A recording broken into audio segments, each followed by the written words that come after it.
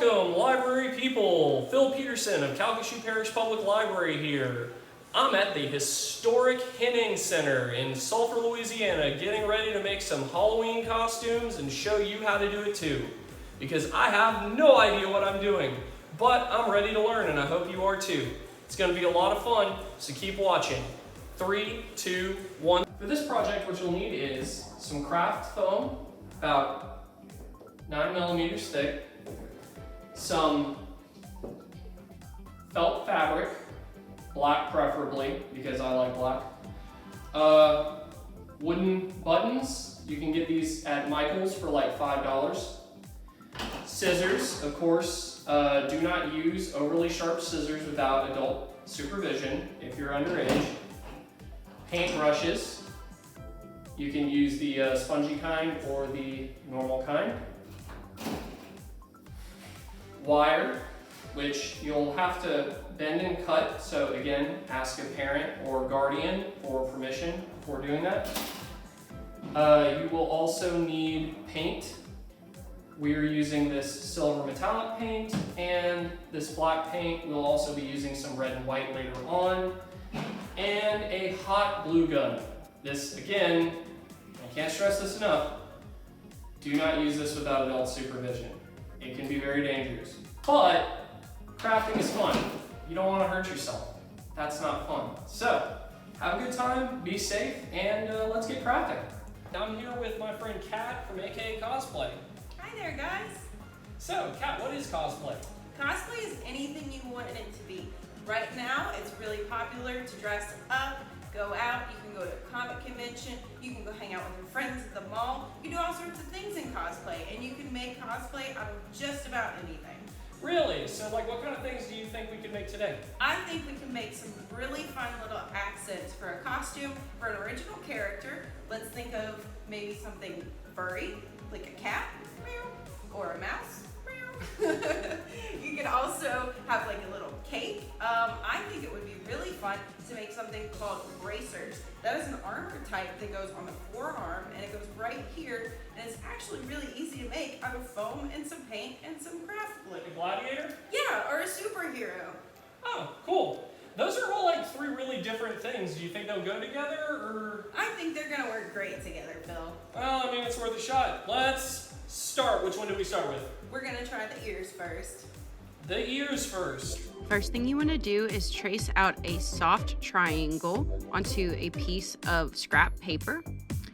Take that and make sure that it's the right size to your head, then trace it out onto your craft foam. Once you're done tracing that, you can flip it over to the other side and trace it out again to make a matching shape. Cut the shape out of your craft foam carefully using some scissors. Ask a parent or guardian for help if you're a little bit young to do this.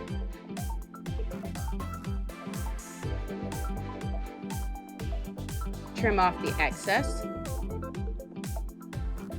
and round those out just a little bit. Now we're ready to paint the inside of the ears. Mix a little bit of white with a little bit of red to make a pink color. Or really any color will go well with this, as long as the inside color of your ears is a lighter color than the fur you have for the outside.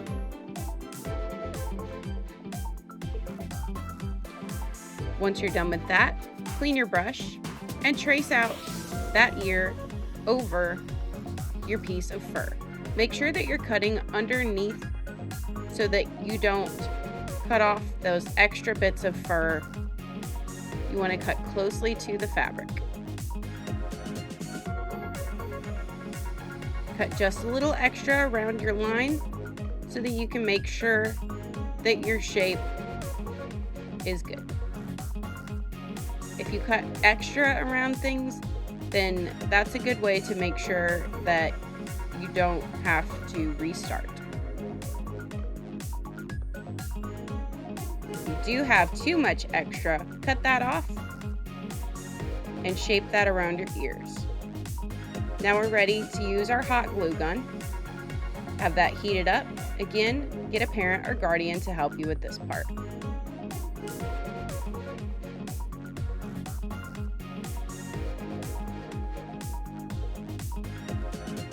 Add glue to the edges and glue that down. Be very careful with this step because hot glue guns are very hot and you don't want to burn yourself. Now shape those ears a little bit more, round them off, and get your wire. We're going to wrap a circle of wire and make it big enough for your head, and glue some craft felt underneath the wire.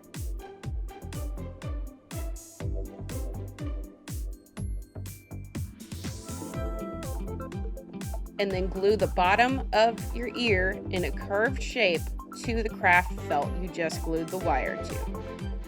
Now you can add a little bit of craft felt over the wire to help blend it in. Cut off your excess and you have half a headband of ears. Do this process a second time. We're going to show you how to do it again, just in case you need a refresher.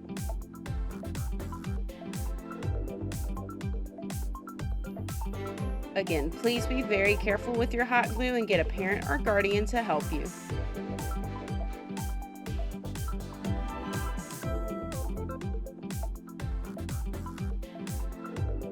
Fold those bits of fur over the edges and smooth them down. Make sure you give enough time during this process to let that glue cool down a bit. If it's too hot, it can pull up and it won't stick all the way. So do that same process, glue down that wire onto your craft felt, and then glue your ears around that wire to the craft felt. Hold it in place to make sure that the glue dries or cools off.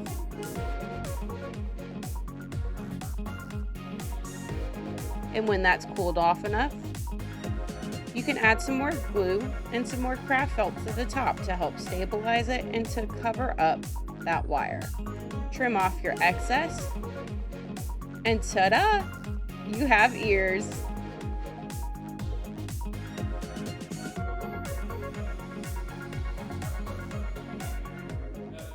We got the ears done, right? Yeah, we got these ears done. All right, show them everybody. Let's try them on. All right. What are you laughing at? Oh. You look like a great cat, Phil. I don't know. What do y'all think? Do I look like a great cat? I think he looks great. Let's try them on. Voila. Meow. I love these. I love how big and fluffy they are. Look at the little curvature. Meow. Yeah, I can it's have kinda them like go up. I almost kind of feel like a mouse even. You could go either way. If you kind of like blunt those out, they could be mouse ears. Absolutely. This is fun. I love this. Yeah, and the cool thing about arts and crafts is you can do kind of anything with it. So if you feel like changing the design on this, you can. So what's our next design? I think we should try the bracers next. Let's do the bracers. All right. Ready for the bracers. Brace yourself. For the first step in this process, you want to trace around your arm and do this curved shape and then trace down the middle. When you trace down the middle, what you can do is fold that over and then cut along the sides that you want to cut.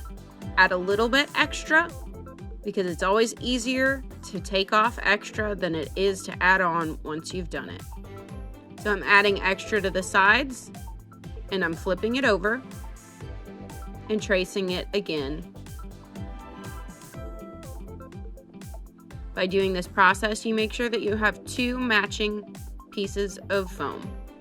So we're going to cut this out from our foam, making sure this time to stick to the Sharpie. With thick foam, it can be a little bit difficult. Feel free to use a thinner foam.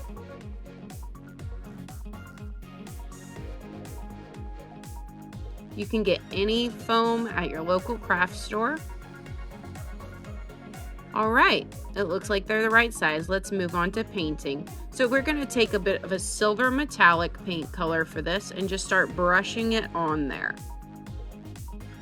When you brush on metallic paint, it can have a good bit of a texture of the brush that you're using, so that's why we're using one of these flat foam brushes. I brush it down a little bit more, and I'm gonna switch to the other one.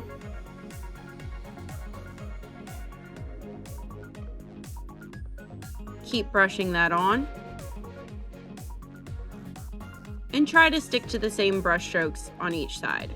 Now I'm mixing a little bit of black paint with my silver paint and painting the edges of these bracers. By painting the edges, we're gonna make sure that that looks like it's more blended in. And then we're gonna darken the sides. So by darkening the sides, we're making it look a little bit more realistic.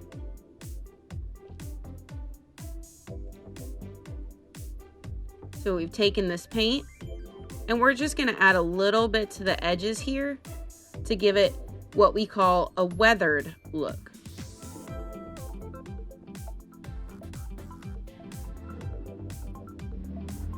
And now I'm adding just a little bit more to the other sides because I want it to have a look like it's been in battle.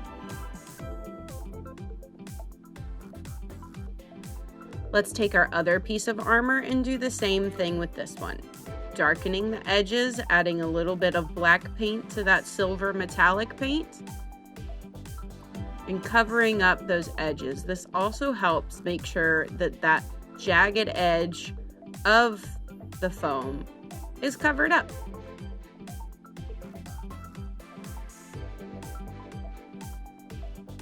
Make sure that after each painting step, you give your armor or foam or whatever you're working with a little bit of time to dry. If you're using acrylic paint, which I highly suggest, acrylic paint is really just the best. It's like a craft paint. You can find it in most aisles of big grocery stores, supermarkets, or your craft stores. That acrylic paint will dry pretty quickly. So now we've painted our other bracer to look a little weathered, and you can see it almost looks like it's been in battle. So for this process right here, which you can skip this step, it's not necessary. I was gonna see if I could add string to this. So I was poking holes to see if I could add string to keep these bracers on my wrists. In the end, I decided to use a felt, so that felt went on instead. And now I'm cutting some pieces of felt, which is a very soft fabric, to go underneath.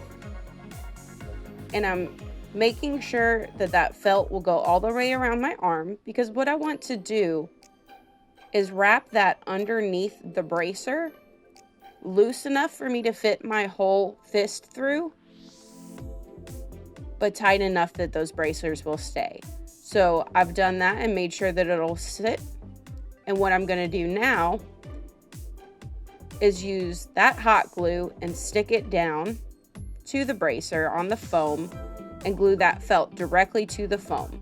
You're gonna wanna hold it there. Again, please check with an adult to make sure this is okay, or they can help you out with this part, because even though you are only touching the felt, that hot glue is still very hot. Hold that in place and let it cool down. If you let go of it too soon, it will come up and you'll have to do this again. All right, now that that has cooled down, we can test it out and see if it works. All right.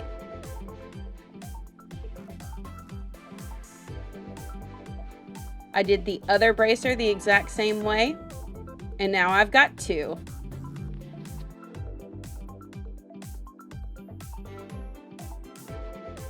Only a fool would challenge me now. How cool is that? That Look how is- shiny and silver they are.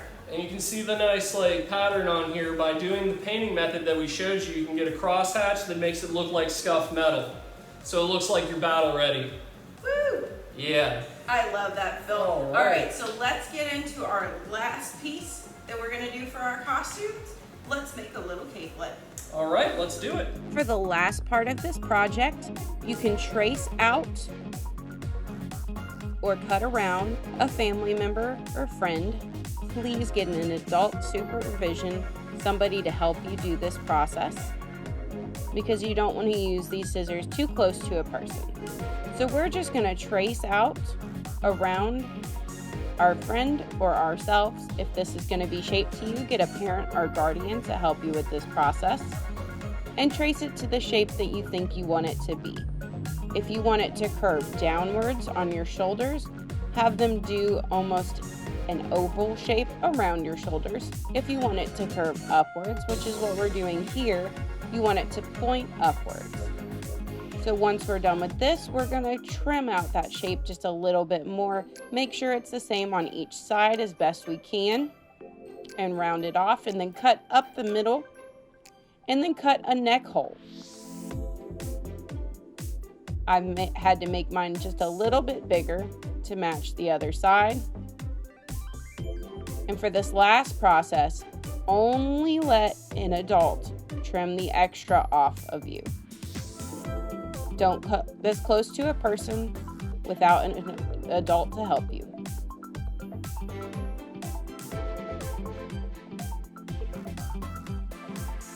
If you were happy with the shape that it was in the first place, you don't need to do this step. This is just to make it a little extra to his shape.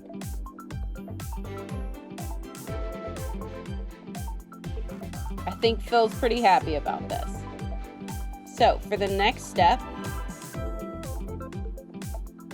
I'm trimming a little bit of a divide there so that whenever I fold it inward, it's gonna stick to itself because we're gonna do this outward.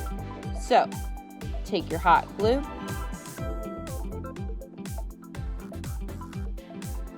make sure those line up on the edges, and start hot gluing your edges to themselves. So fold that over and stick it down. Get a parent or guardian to help you with this process because the hot glue is very hot and you can get burned. So please be careful. Fold that down to stick to itself.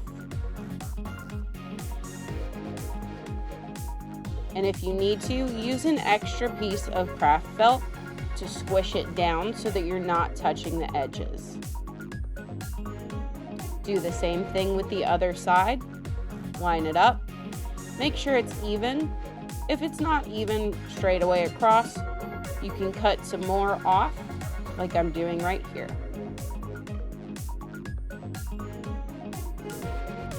Remember, always cut less than you need to because you want there to be a little more extra fabric on your project to work with. Otherwise, you may go far too small and have to start over and waste your materials.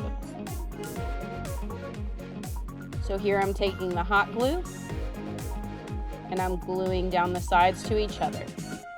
If you would rather use a sewing machine for this process, that works too. Sewing machines are great for cosplay.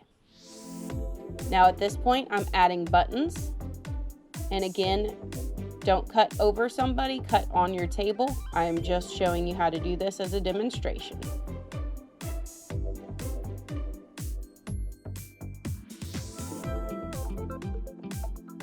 Wow! Check this out! Look at this cape! Check out these buttons, you guys! Wow, look at that. Can you do a spin for us?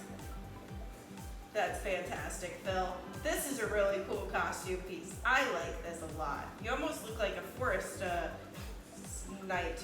I'm a warrior of the forest. And I'm a cat.